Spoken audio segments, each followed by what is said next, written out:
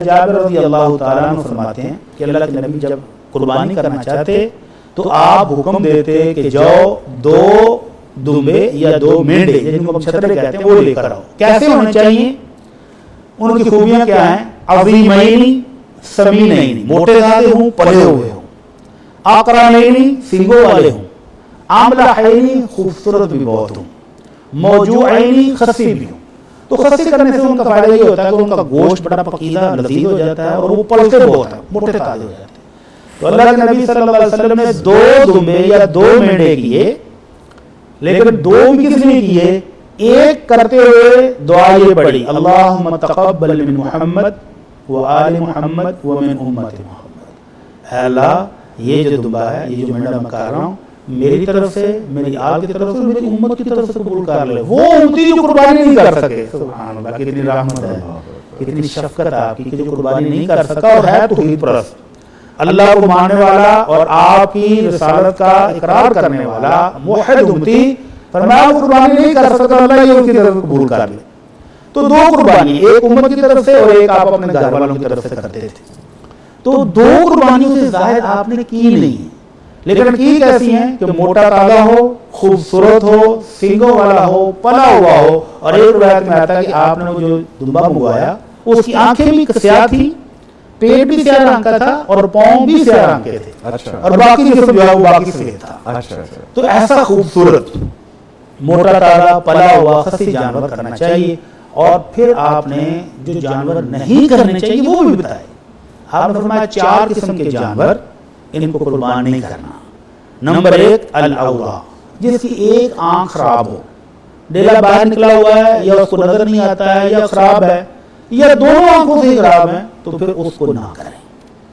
اور دوسرا وہ جانور جو بیمار ہے، نظر آ رہا ہے بیچارہ اللہ گرا پڑا ہے، اس کو بھی نہیں کریں.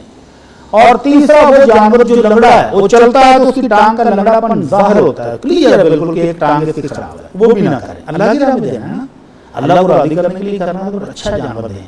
اور چوتھا وہ جانور جو ہڈیوں کا ڈھانچہ ہو، اس میں گردہ ہی کوئی نہیں، گوشت ہی کوئی نہیں، اس میں مرخ ہی کوئی نہیں، تو ایسا لاغر اور کمزور جانور بھی نہ کریں. اس کے علاوہ جتنے جانور ہیں خوبصورت ہوں، پلے ہوئے ہوں، اور پھر ان کے ساتھ عمر کا بھی لحاظ رکھا. آپ نے فرمایا لا تذبحوا الا مسنہ، 2 دانتا جانور جو ہے وہ ذبح کرو. 2 دانتا کب ہوتا ہے؟ اونٹ جب 5 سال کا ہو جائے تو اس کے سامنے والے دودھ کے دانت گر جاتے ہیں اور مضبوط دانت اگاتے ہیں، اس کو کہتے ہیں 2 دانتا ہونا، مسنہ. اور جو بیل اور گائے کی نسل ہے وہ 2 سال کا جب ہو جائے جانور تو پھر اس کے یہ دانت اگتے ہیں.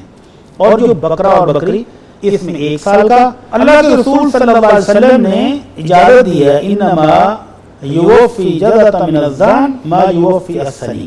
آپ نے فرمایا بکرے کا دوندا اور بھیڑ کا بچہ، دمبے کا بچہ جو ہے وہ دوندا نہ بھی ہو، 1 سال سے کم بھی ہو، لیکن موٹا تازہ پلا ہوا ہو تو وہ کفایت کر جائے گا، اس کی قربانی جائز ہے. ٹھیک ہے.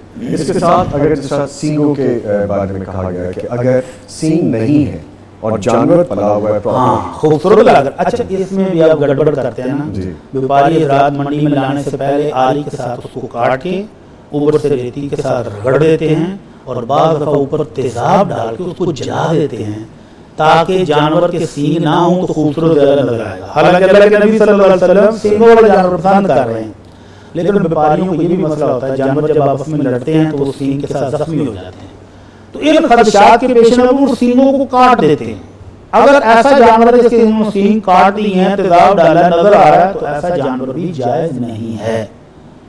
اگر تھوڑا بہت ٹوٹا ہو، تھوڑا سا اوپر سے گرا ہے تو کوئی بات نہیں، لیکن اگر پورا سینگ ٹوٹ گیا ہے یا انہوں نے خود جان بوجھ کے کاٹ دیا ہے تو ایسے جانور کی قربانی بھی جائز نہیں. ٹھیک ہے. بڑی سب ایک چیز اور کہ جس جانور کے سینگ ہے ہی نہیں، ہاں قدرتی نہیں ہے تو ٹھیک ہے، بہترین ہے، خوبصورت ہوتا ہے وہ بھی جانور.